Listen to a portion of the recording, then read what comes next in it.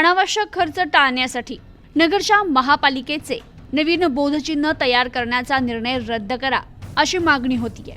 महानगरपालिकेचे सध्या अस्तित्वात असलेलं बोधचिन्ह बदलण्याची आवश्यकता नाहीये, कारण राज्य शासनाने केवळ अहमदनगर महानगरपालिकेचं नामांतर अहिल्यानगर महानगरपालिका असे करण्याचे निर्देश दिलेत। 2003 साली महानगरपालिकेची स्थापना झाल्यानंतर तत्कालीन ज्येष्ठ पत्रकार आणि तज्ज्ञांच्या संमतीने सध्या अस्तित्वात असलेल्या बोधचिन्हाची निवड करण्यात आली आहे। त्यामुळे महानगरपालिकेच्या सध्या वापरात असलेल्या बोधचिन्हात फक्त नावाचा बदल करून आहे तेच बोधचिन्ह वापरण्यात यावं।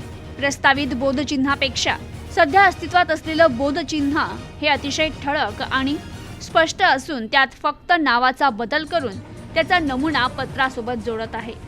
महानगरपालिकेची सध्याची आर्थिक स्थिती पाहता नवीन बोधचिन्ह तयार करण्यासाठीचा अनावश्यक खर्च टाळून नव्यानं बोधचिन्ह तयार करण्याचा निर्णय रद्द करण्यात यावा अशी मागणी अभय ललवाणी यांनी मनपा आयुक्त तथा प्रशासक यांच्याकडे पत्राद्वारे केली आहे। पत्रात नावात बदल केलेल्या सुधारित बोधचिन्हाचा समावेश देखील करण्यात आलाय। Bureau report, news today 24।